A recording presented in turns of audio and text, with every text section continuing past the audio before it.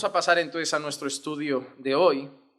Vamos a hacer una pequeña oración y pedir al Señor que bendiga este tiempo. Padre, bendice, Señor, el tiempo que vamos a estar compartiendo ahora delante de tu palabra. Que podamos entender cada uno de los pasajes que vamos a estar leyendo. Que podamos prestar toda nuestra atención, Señor. Que podamos, Señor, escuchar con nuestros oídos, pero abrir también nuestro corazón. Atesorar tu palabra en nosotros y permitir, Señor, que lo que hoy aprendamos no se quede mañana en el olvido, sino que lo podamos ir recordando y cada día más se afiancen, Señor, estas verdades y doctrinas en nuestro corazón. Señor, instrúyenos, háblanos, Señor. Queremos aprender más de ti y de tu palabra. Así que bendícenos, Señor. Te lo pido en el nombre de Jesús. Amén, amén y amén. Como saben, hermanos, estamos en una serie, hemos salido ya de la serie de santificación y estamos en la serie de doctrinas fundamentales de la fe cristiana. Nos va a llevar mucho tiempo.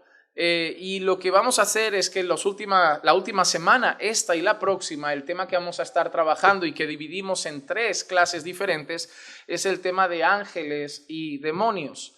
La semana pasada, en la primera clase, vimos la naturaleza de los ángeles. Hablamos de querubines, serafines, hablamos de su naturaleza.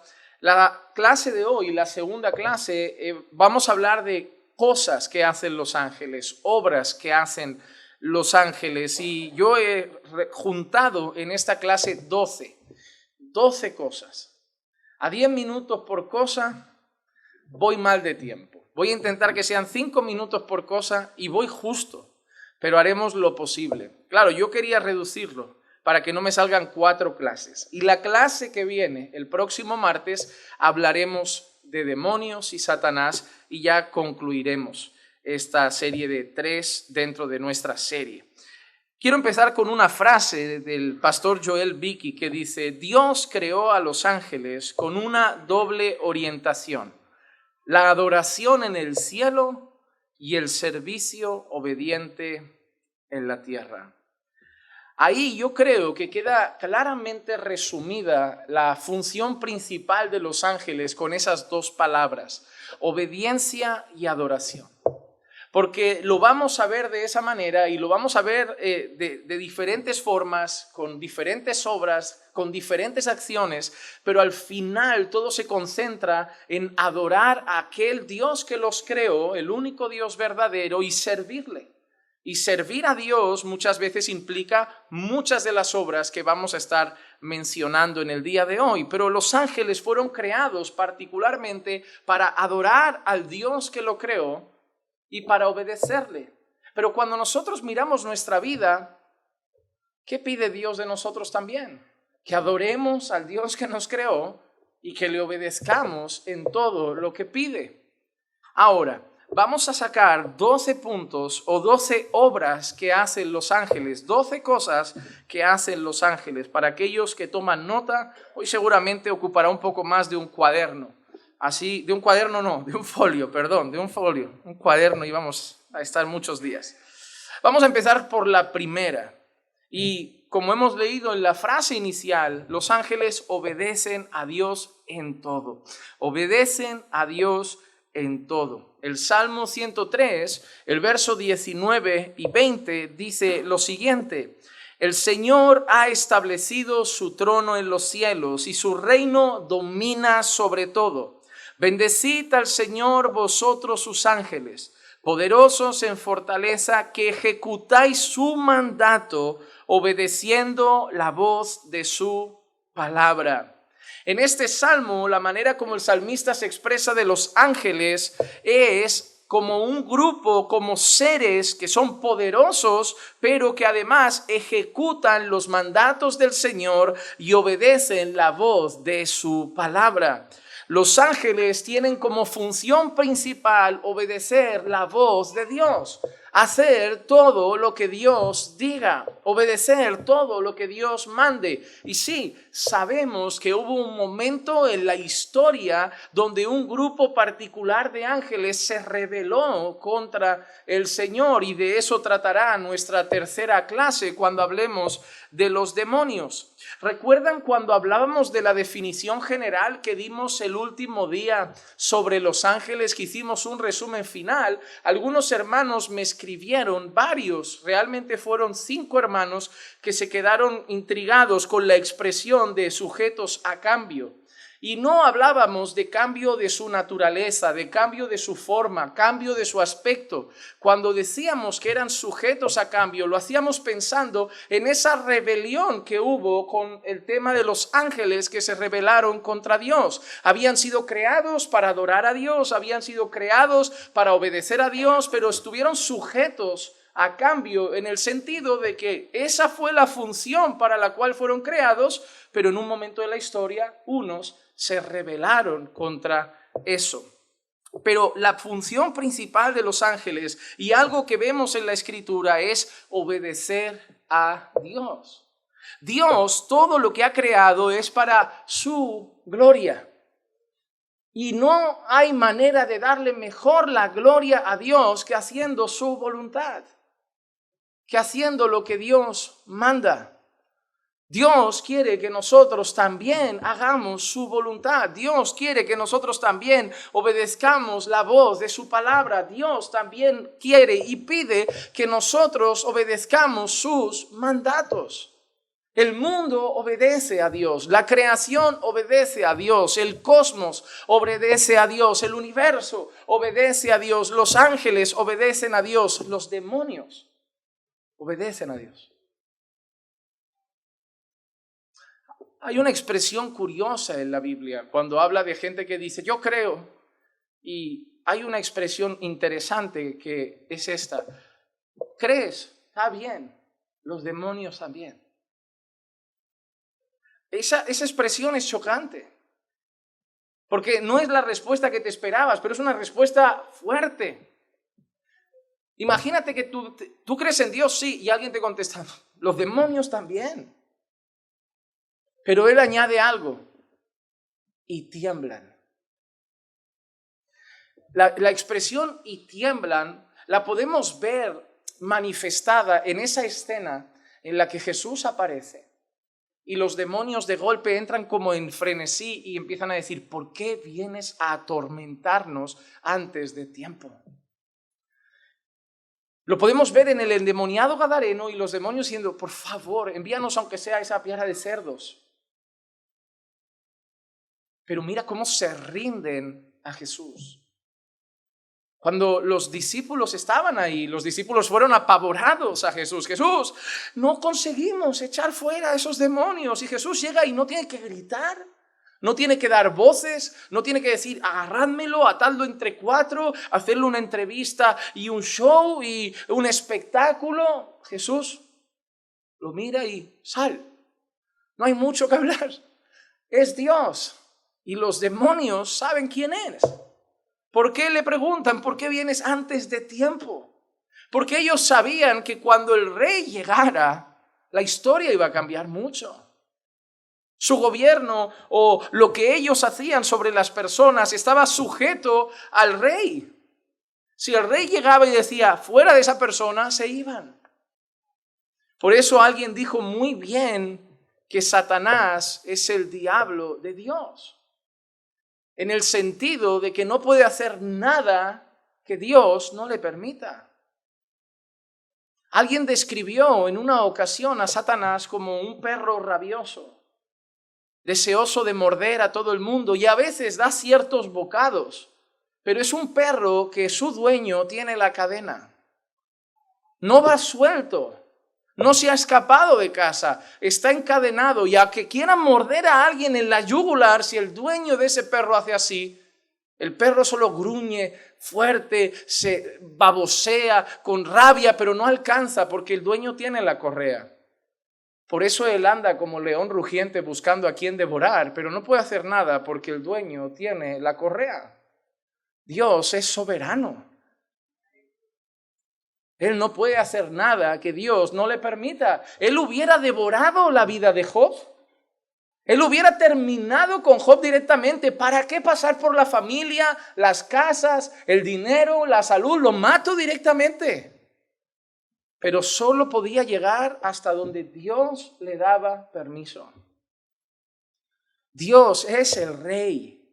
No hay otro.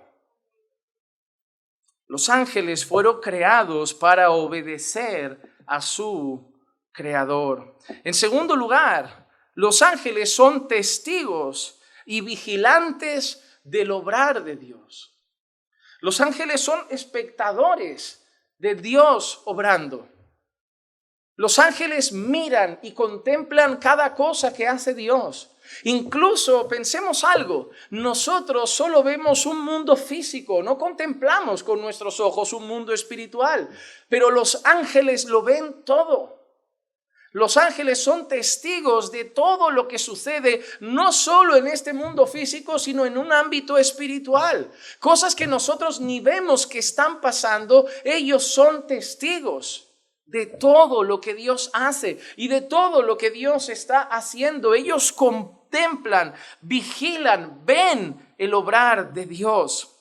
En Daniel capítulo 4 y el versículo 13 dice: en las visiones de mi mente que vi estando en mi cama, he aquí un vigilante, un santo, descendió del cielo.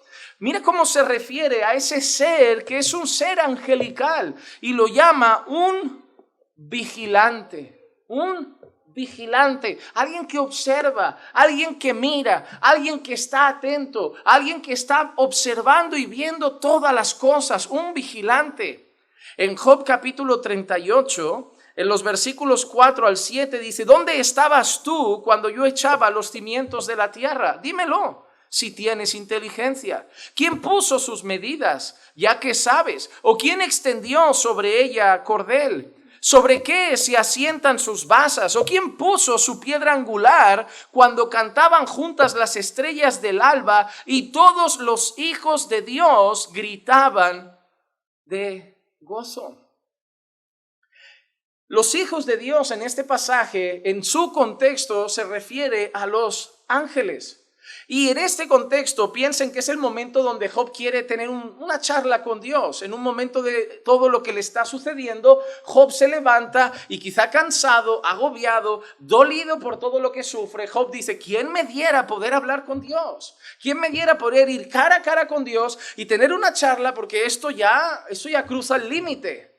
Y Dios se lo concedió. ¿Quieres hablar conmigo? Ven. Lo que fue bonito, porque Dios le dijo: a ver, Job, antes de nada, abróchate el cinturón y escucha. Cuando alguien te dice, abróchate el cinturón y escucha, solo te abrochas el cinturón cuando vienen curvas. Y el Señor le dice a Job: apriétate el cinto. Ahora escucha lo que te voy a preguntar. Y solo le hace preguntas. Dios no le dice a Job: ¿quién te has creído? ¿Quién te has pensado? Dios le hace preguntas. ¿Dónde estabas tú cuando se creó el mundo?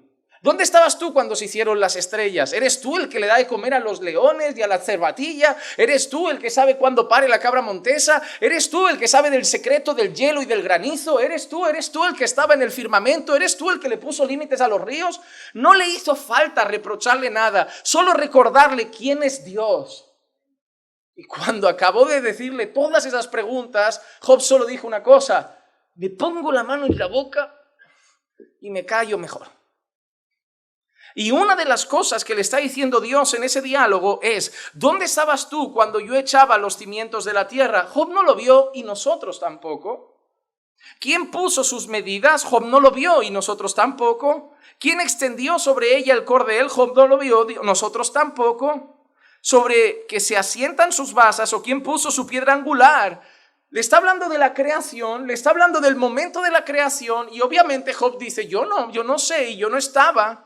Pero hay alguien que estaba, hay alguien que sí vio la creación, hay alguien que sí contempló la creación, y no solo contempló la creación, dice que cantaban de gozo los hijos de Dios. Y esa expresión se refiere a los ángeles. Los ángeles vieron, contemplaron la creación de Dios. Oh, hermano, ¿quién me hubiera dado solo poder ver eso?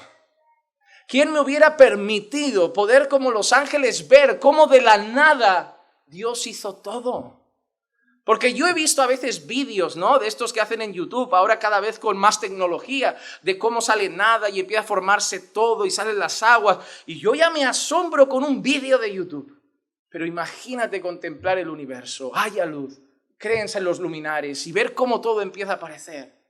Y ver a Dios crear por el poder de su palabra. Y ellos asombrados diciendo, nuestro Creador es sublime. Así era la creación que ellos gritaban de gozo, gritaban de gozo.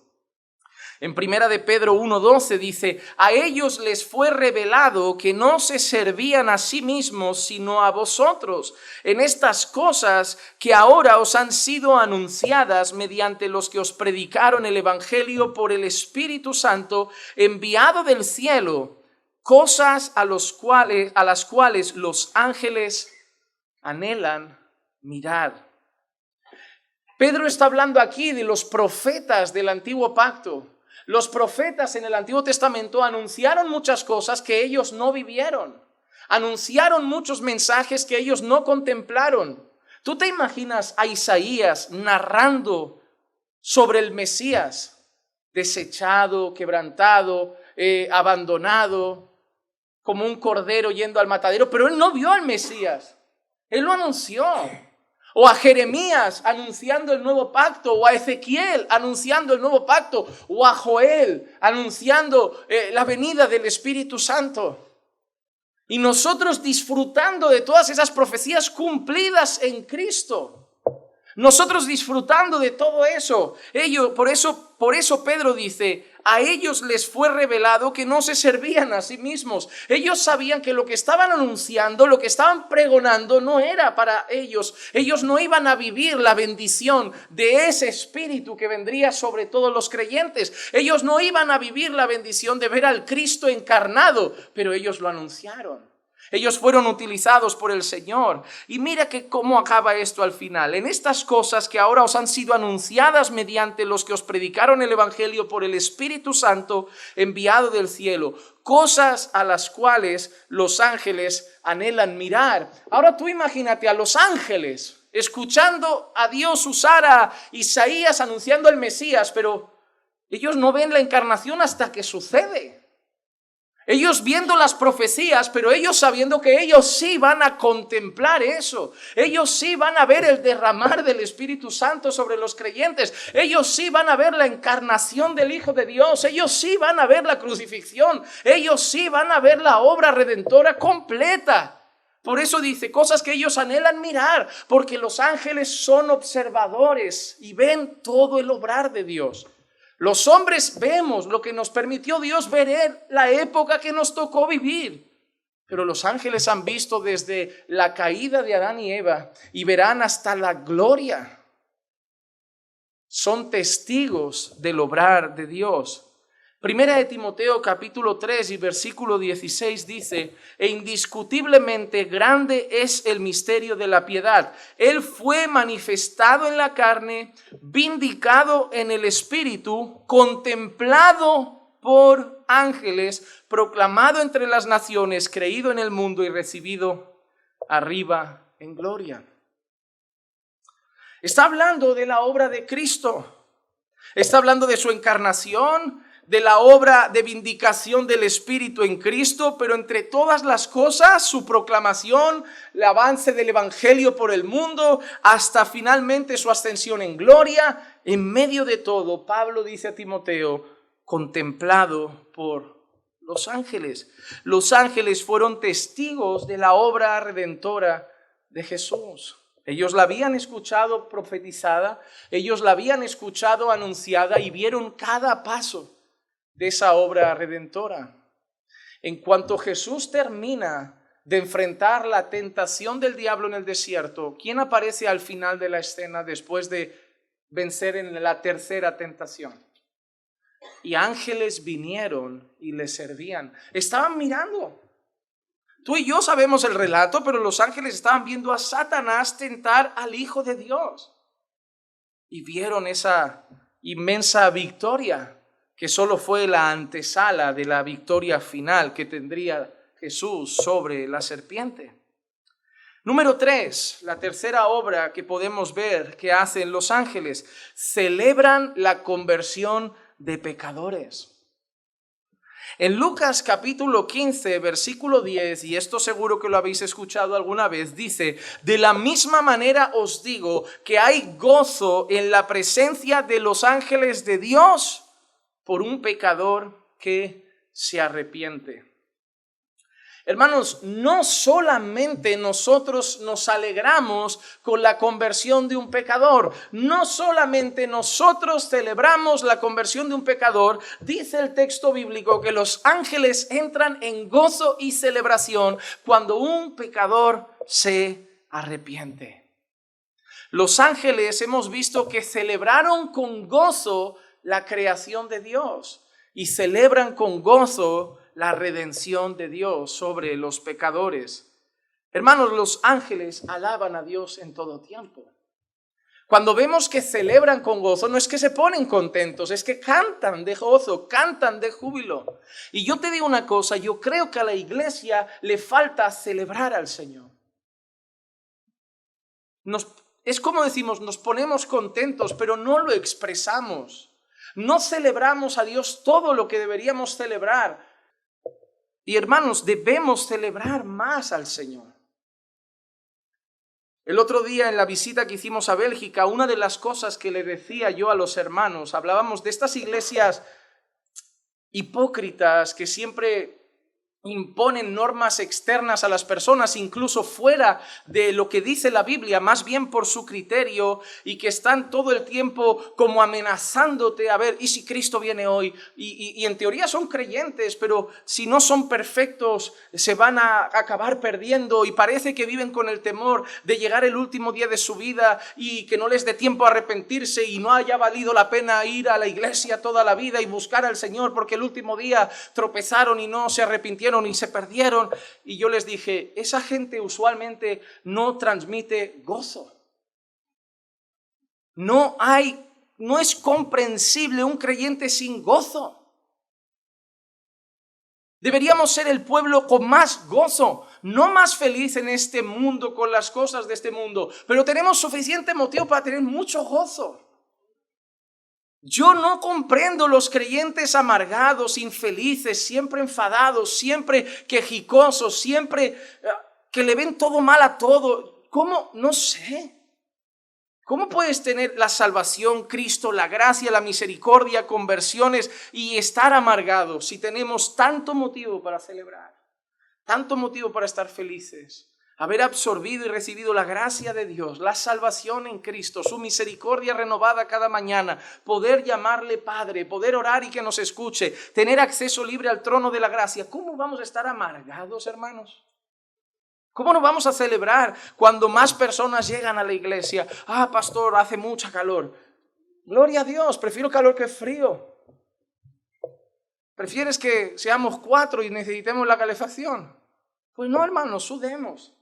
Sudemos porque es motivo de gozo. Esto un martes no se ve en todos los lugares. Y hay gente que ve esto y dice, hace calor. Hermano, celébralo.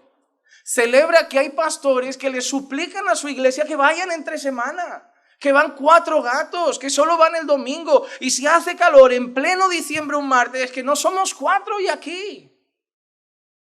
Tenemos motivo para celebrar, pero le buscamos el motivo para quejarnos, para reclamar. Debemos ser como los ángeles, celebrar la obra de Dios, celebrar cuando Dios redime pecadores, celebrar cuando Dios llena su casa, celebrar cuando Dios alcanza a otro perdido, celebrar cuando Dios restaura otro matrimonio, celebrar cuando Dios alcanza a un joven, celebrar cuando Dios transforma un poco más la vida de un hermano en un área.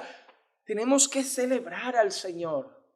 Celebrar al Señor, y ellos lo hacen, celebran la conversión de los pecadores. Número 4, no solo observan, como hemos dicho, el obrar de Dios, observan el obrar de la iglesia y sus ministros. Hermanos, los ángeles están viendo el culto, están viendo el culto, están viendo el culto. En 1 Timoteo 5:21 dice: te encargo solemnemente en la presencia de Dios y de Cristo Jesús y de sus ángeles escogidos, que conserves estos principios sin prejuicios, no haciendo nada con espíritu de parcialidad. Pablo está escribiendo en su carta pastoral a Timoteo, le está dando indicaciones de cómo obrar en la iglesia, le está dando indicaciones de cómo proceder como pastor de una iglesia local, y Pablo le recuerda a Timoteo que todo lo que está haciendo lo hace en presencia de Dios, en presencia de Cristo Jesús y en presencia de los ángeles, Hermano, mira. Los ángeles son testigos de lo que hacemos en la casa de Dios. Los ángeles son testigos de lo que estamos haciendo aquí. Los ángeles ven y observan el obrar de la iglesia, el trabajo de los ministros del Señor, el evangelismo que llevan a cabo los misioneros, las reuniones de cada congregación. Ellos se unen cuando nosotros cantamos alabanzas al Señor. Están aquí observando y con certeza participando de ese cántico. Hermanos, ¿tú sabes cuánta gente participa del culto que no vemos? ¿Cuánta gente no vemos que está presente? Dios está presente, Cristo Jesús está presente, el Espíritu de Dios está presente, los ángeles están presentes. Yo no sé si los demonios también, pero están presentes. ¿Sabes por qué tiene que haber tanto temor, reverencia, decoro y orden en la iglesia? Si por un instante pudiéramos contemplar con nuestros ojos, como hizo el siervo del profeta, todo lo que hay a nuestro alrededor, no hablaríamos ni pío en medio del culto. Imagínate, estás viendo la predicación y ahora de golpe sabes que ahí detrás hay ángeles. No estarías ni moviéndote. Se nos olvida quiénes están presentes y son testigos en el culto. Se nos olvida que Dios es testigo, se nos olvida que Dios está presente. Y por eso muchas veces perdemos de vista la reverencia oportuna. Como santo debe ser tratado. Hermanos, los ángeles contemplan el obrar de la iglesia, el proceder de los ministros del Señor. ¿Qué más? Número 5, los ángeles alaban constantemente a Dios y su gloria. Los ángeles alaban constantemente a Dios y su gloria. Nehemías capítulo 9 y el versículo 6 dice: solo tú eres el Señor. Tú hiciste los cielos de los cielos con todo su ejército, la tierra y todo lo que en ella hay, los mares y todo lo que en ellos hay.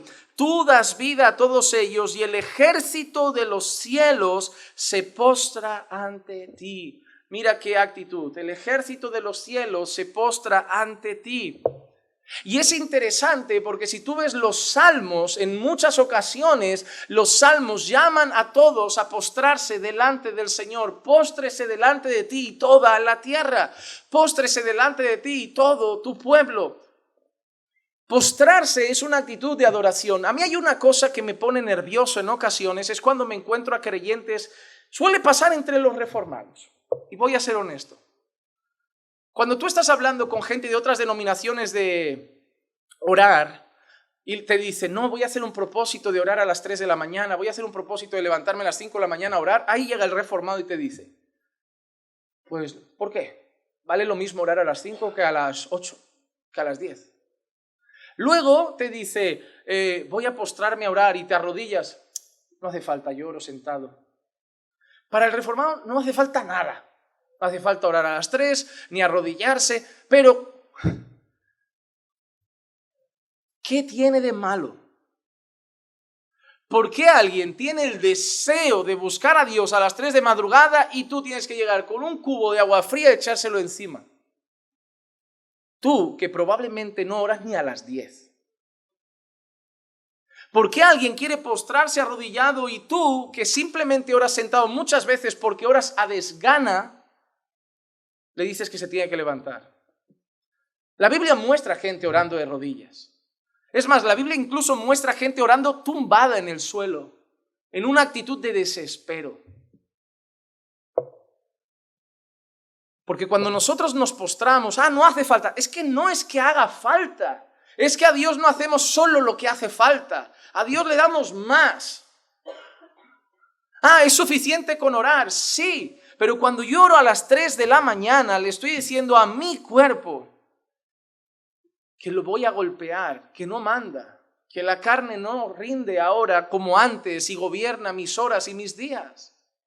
Cuando Pablo dice, golpeo mi cuerpo, Pablo está hablando de cada vez que batalla con su carne, con sus pasiones, con sus deseos, quizá con su pereza, y lo somete a servidumbre para alimentar su espíritu. No lo hacemos porque haya más poder a las 3 de la mañana, no lo hacemos porque haya más poder a las 5 de la mañana, lo hacemos porque queremos someter nuestra carne a servidumbre y decirle de esa manera a la carne, tú ya no mandas.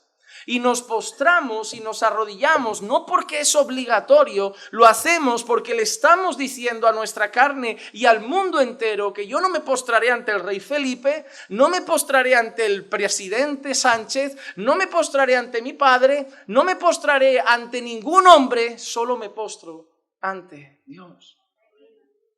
Son maneras como yo comunico cosas. Yo no lo hago porque creo que hay más poder, lo hago porque creo que expreso muchas cosas. Sobre todo, la mayor cosa que debemos expresar delante de Dios, humillación.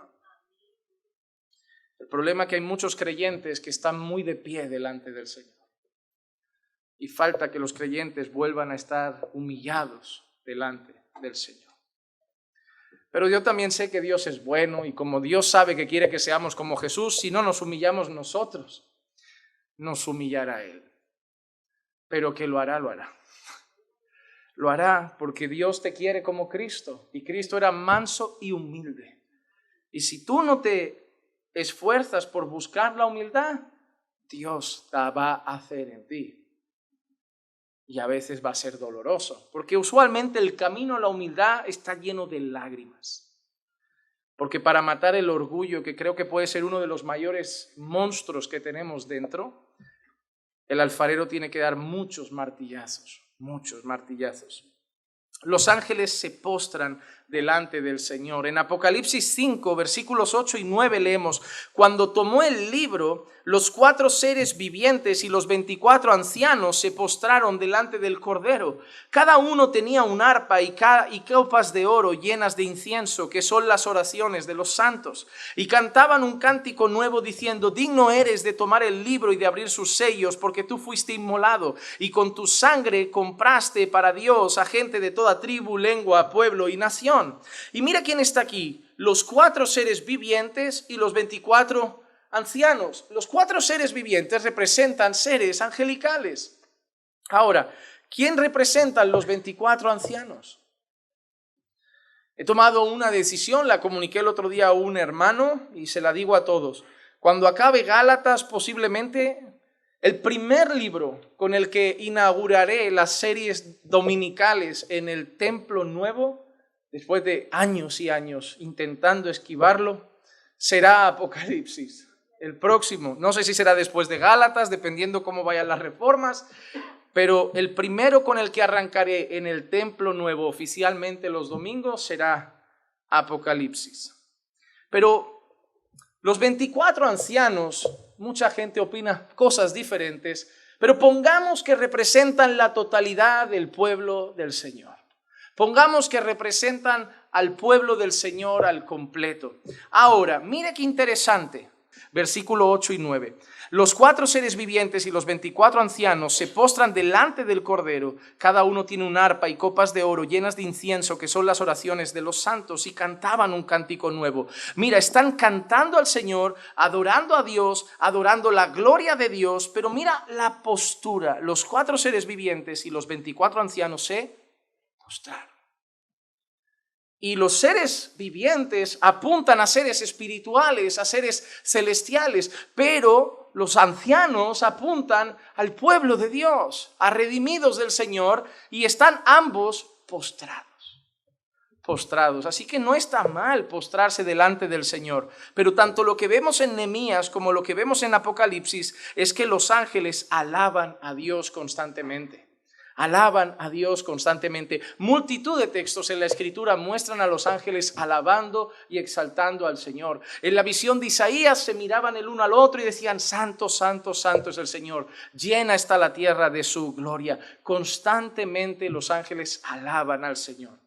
Ahora, número 6. Los ángeles también celebran al Cordero de Dios. Celebran al Cordero de Dios. En Lucas capítulo 2, versículos 13 y 14, leemos lo siguiente: y de repente apareció con el ángel una multitud de los ejércitos celestiales, alabando a Dios y diciendo: gloria a Dios en las alturas y en la tierra paz entre los hombres en quienes Él se complace. Los ángeles están ahí alabando a Dios, gloria a Dios en las alturas. Un ángel acababa de dar un recado, un ángel acababa de dar un anuncio y se vienen multitud de ángeles a alabar a Dios por ese anuncio. ¿Pero qué anuncio era? El anuncio estaba relacionado con la encarnación y el plan redentor. Desde el principio los ángeles han alabado y adorado al Cordero de Dios y toda la obra que Él ha hecho. Apocalipsis 5, versículo 11 y 12 dice: y miré y oí la voz de muchos ángeles alrededor del trono y de los seres vivientes y de los ancianos, y el número de ellos era miríadas de miríadas y millares de millares, que decían a gran voz: el Cordero que fue inmolado digno es de recibir el poder, las riquezas, la sabiduría, la fortaleza, el honor, la gloria y la alabanza. Dios no solo quiere que le canten los ángeles, muchos ángeles, los seres vivientes, los ancianos, alabando al Cordero de Dios. Hermano, nosotros somos parte también de aquellos que deben alabar al Cordero de Dios. ¿Por qué? Porque solo Él es digno. Los ángeles adoran al Padre eterno. Los ángeles exaltan y adoran al Hijo de Dios, al Cordero de Dios. Y ahora, número 7, los ángeles son guardianes de lugares santos.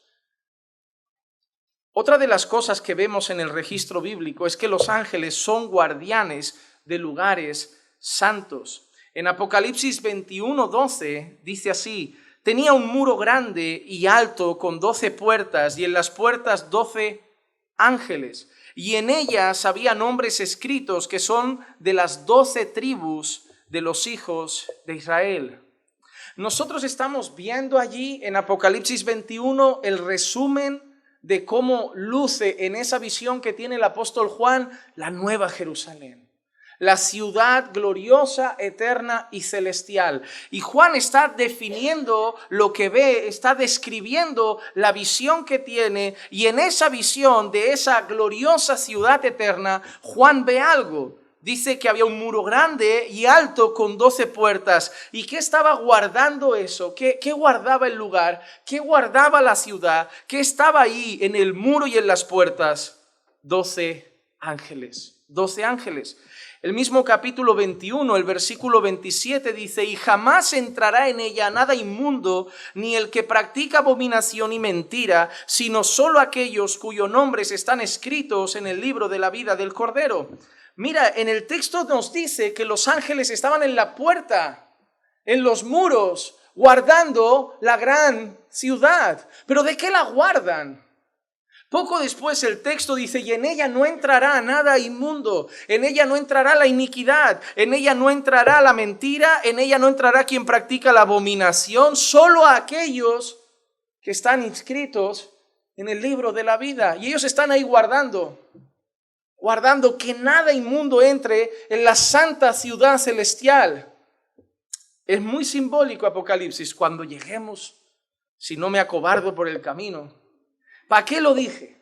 Estaba leyendo y pensando, ¿para qué lo dije? Porque si me arrepiento, si no lo hubiera dicho, pero o sea, tú hablar, sí, no, ahora me metí en esto y vamos con todo. Va a durar mucho Gálatas. Voy a empezar a ir versículo a versículo. Puedo tirarme 10 años con Gálatas. ¿Recuerdan ustedes cuando Adán y Eva pecan, que para que no vuelvan a pasar, o si se les pasa por la cabeza volver a pasar al paraíso, qué puso el Señor en la entrada? ¿Ven que es una imagen parecida? El pecado ha llegado y el pecado tiene que salir del paraíso. Y para que el pecado no vuelva al paraíso, pone querubines en la entrada. Si tú miras la imagen de la ciudad celestial, es como si piensa en el paraíso. El paraíso está ahí y el pecado no puede volver a entrar. Piensa en el mismo lugar.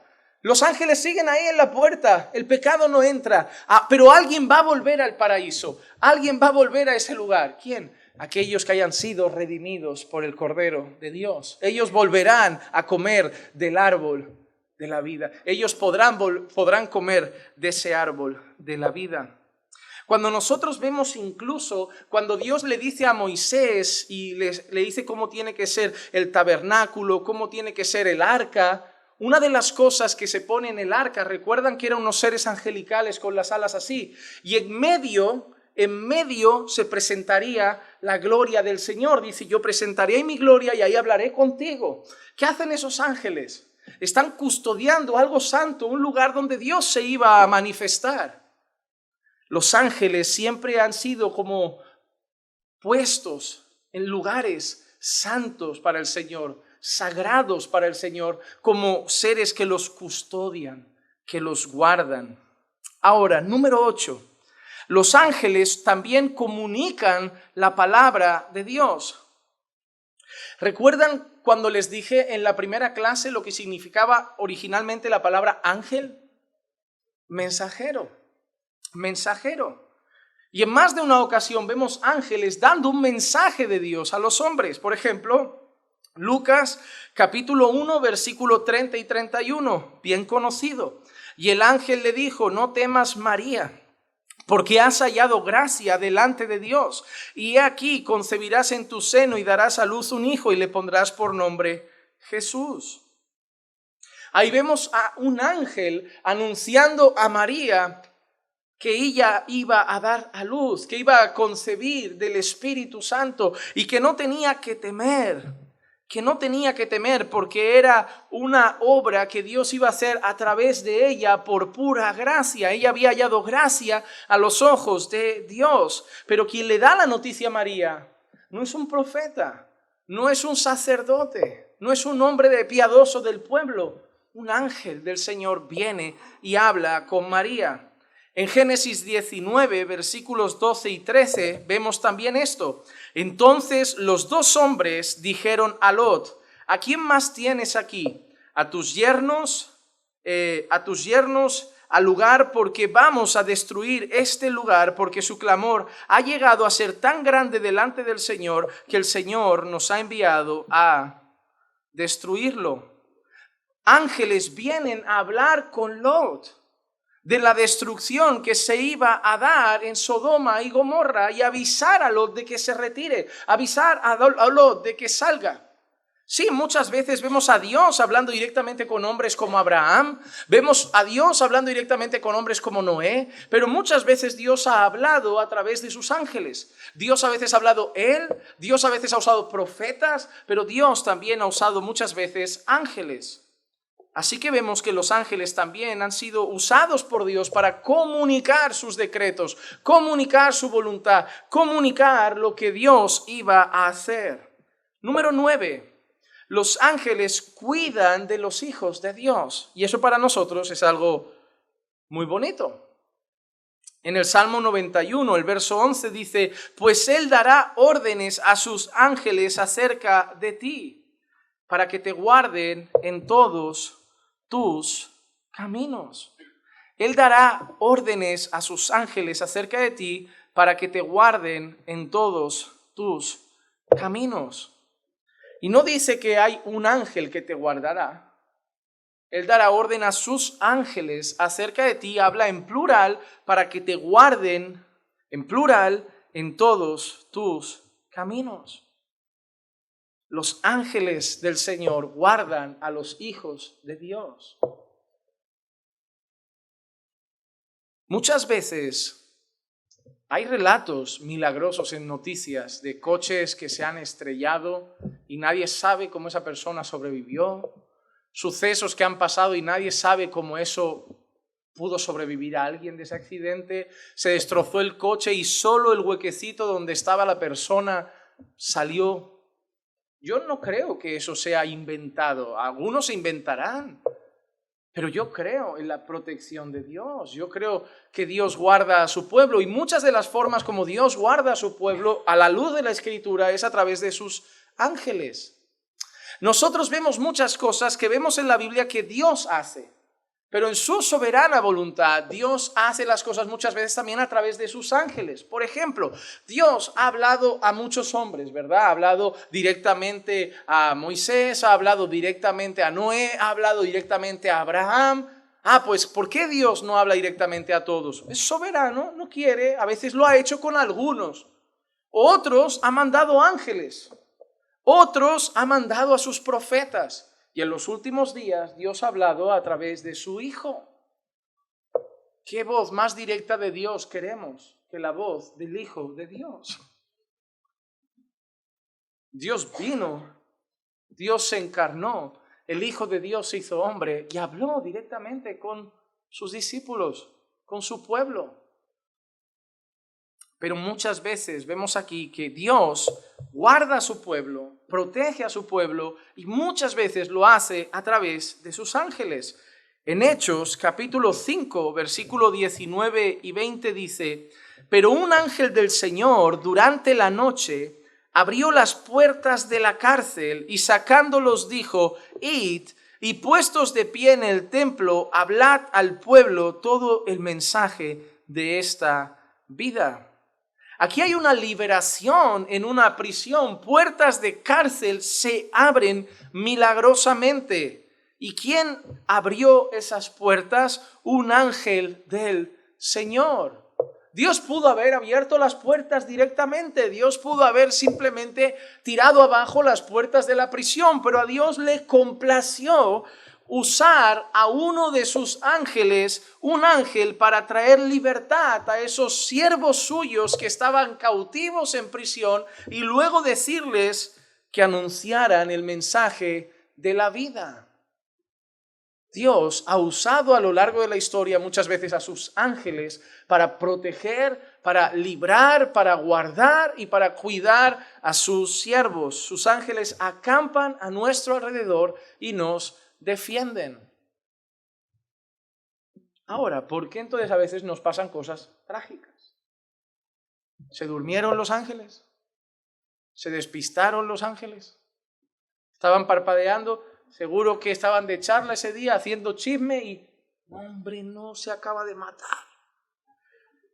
Tú no tenías que guardar su coche hasta que llegara al pueblo. Se estrelló. ¿Por qué no has estado? No creo. Los ángeles nos guardan bajo los decretos de Dios. El día que Dios dice, llegó el día, Dios no va a hacer nada, los ángeles no van a hacer nada, porque si Dios dijo, llegó el día, llegó el día. No puede ser que Dios quiera que llegue tu día y los ángeles se peleen con Dios. No, estamos aquí para guardarlo, hasta de ti. No. Pero cuando Dios diga, guárdalo, lo guardan. Cuídenlos, lo cuidan.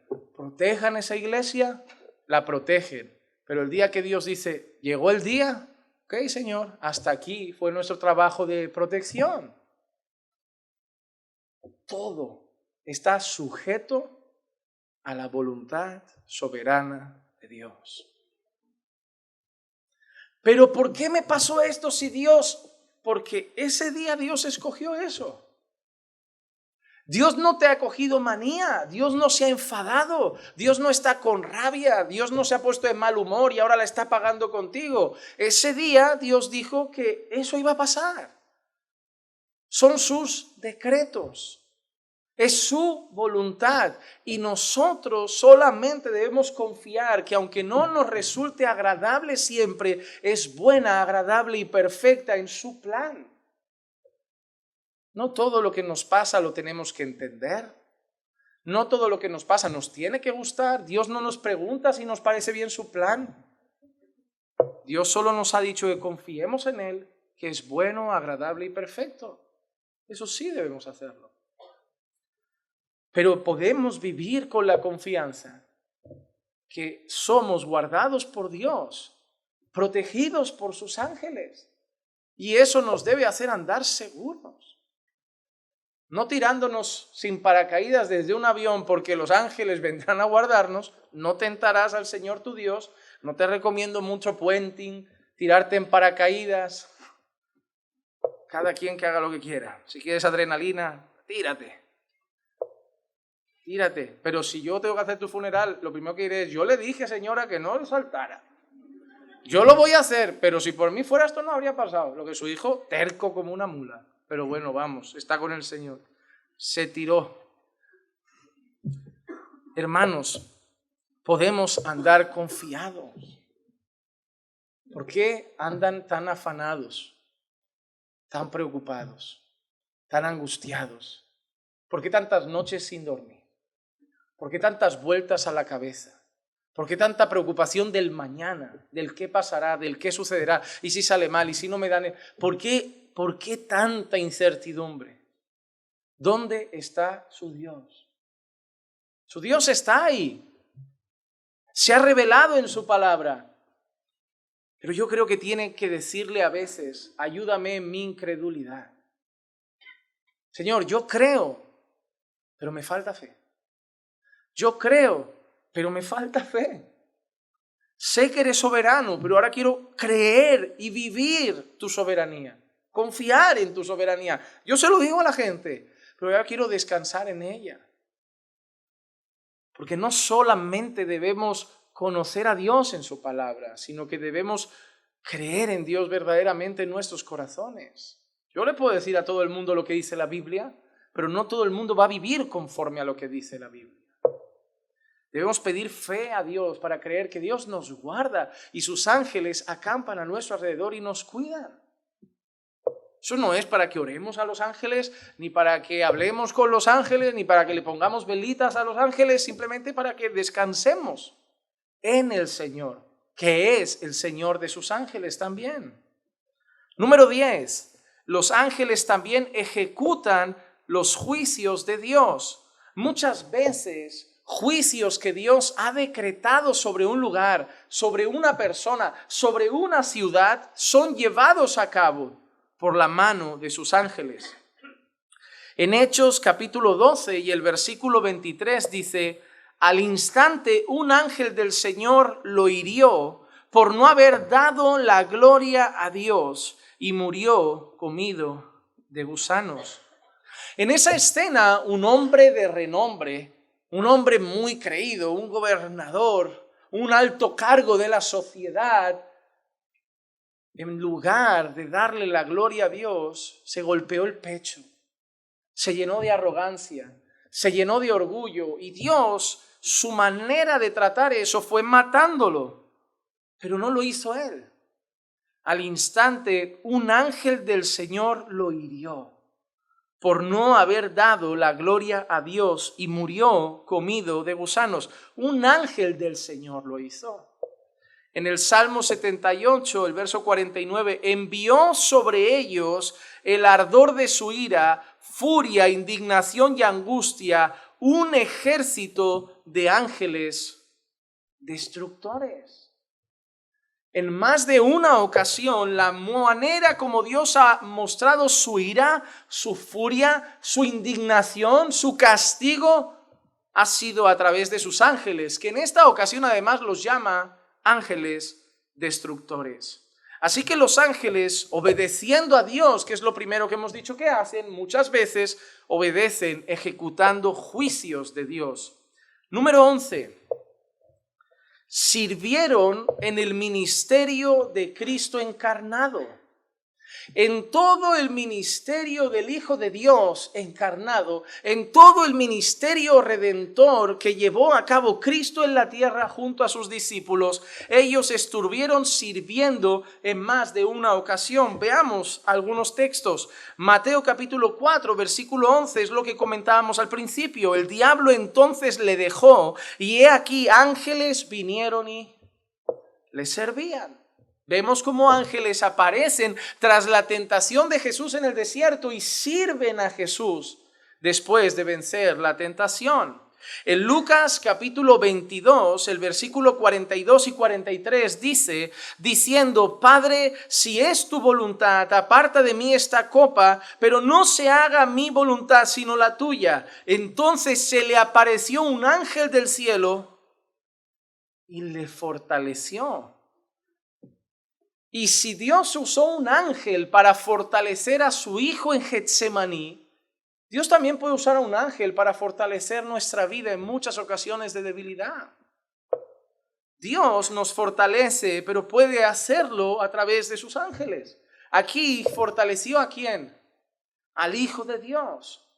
Lo que sí sabemos es que Jesús, siendo totalmente Dios y totalmente hombre, en Getsemaní, en un momento, tras orar al Padre, vino a ser fortalecido por un ser celestial. Un ángel vino a fortalecerlo. En Mateo 28:2 también leemos esto. Y he aquí se produjo un gran terremoto, porque un ángel del Señor, descendiendo del cielo y acercándose, removió la piedra y se sentó sobre ella. ¿Qué piedra era esa? La piedra del sepulcro. ¿Y quién vino a participar de que la piedra fuera removida? Un ángel del Señor. En Mateo 28:5 dice, y hablando el ángel dijo a las mujeres, vosotras no temáis, porque yo sé que buscáis a Jesús, el que fue crucificado. Vemos ángeles participando en el ministerio de Jesús. Estaban tras la tentación en el desierto, fueron a servir a Jesús después de vencer la tentación, anunciaron su encarnación, dieron noticias a los pastores de la zona, celebraron la llegada del Mesías a la tierra, lo fortalecieron en Getsemaní, removieron la piedra del sepulcro. Ellos han sido instrumentos de Dios también en la obra de redención, sirviendo al Cordero. Y finalmente, número 12, puede ser que haya más, pero yo lo completé con 12, recogerán al pueblo de Dios hacia la gloria. En el momento más sublime que todos los cristianos aguardamos, el momento en que seamos llevados a la gloria eterna, donde estaremos finalmente. En Marcos capítulo 13, versículo 26 y 27 dice, entonces verán al Hijo del Hombre. ¿Quién es ese Hijo del Hombre?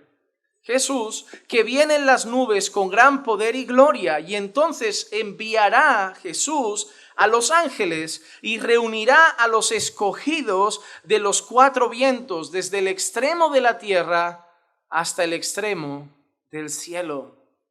Los ángeles participarán en ese día sublime en el que serán recogidos de los cuatro cantos de la tierra todos los escogidos del Señor para llevarlos junto al Rey de Reyes a la gloria eterna. Así que, amados hermanos, ahí tenemos 12 cosas que hacen los ángeles. Obedecen a Dios, alaban al Padre, glorifican al Cordero, han participado en el ministerio terrenal de Cristo, han servido al Señor, han protegido a su pueblo, han ejecutado juicios divinos, han cantado alabanzas, nos recogerán en la gloria. Los ángeles desde el principio han estado presentes en el plan de Dios. Espero que estas 12 cosas que hemos mencionado de los ángeles hayan ampliado más nuestro conocimiento sobre ellos. Ya llevamos 2 clases, la semana que viene hablamos de demonios, estará más turbio el clima, pero confiemos porque los ángeles acampan a nuestro alrededor y nos defienden. Señor, te damos muchas gracias por tu palabra, gracias por, aunque sean enseñanzas un tanto diferentes a las que estamos acostumbrados, instruirnos también en estos temas. Ayúdanos, Señor, a retener la enseñanza de hoy, a confiar, Señor, en lo que dice tu palabra, a no buscar las cosas que no están escritas, Señor, y centrarnos en las que sí han sido reveladas y confiar en ellas. Sabemos, Señor, que estamos guardados por ti, cuidados por ti, que muchas veces usas a tus ángeles para protegernos. Gracias por enseñarnos todas las cosas que hacen tus ángeles, sirviendo al Cordero, adorando tu nombre, alabando tu gloria, protegiendo lugares santos, ejecutando tus decretos, haciendo tu voluntad, guardando a tu pueblo, observando tus obras, contemplando el obrar de tu iglesia. Qué hermoso saber que hoy sí, Señor, viendo todo eso, somos conscientes, como ese profeta dijo, que a nuestro alrededor acampan muchos más de los que están en nuestra contra. Haznos con lo que hemos aprendido en el día de hoy, poder tener esa fe y poder intentar ver un poquito, Señor, con nuestros ojos espirituales y tener la certeza de que aunque no veamos en esta tierra, sabemos que tus ángeles están presentes, pero sobre todo que tu mano, que tú estás presente sobre nosotros. Haznos andar confiados y seguros con las verdades que hoy hemos aprendido. Te lo pido en el nombre de Jesús. Amén, amén y amén.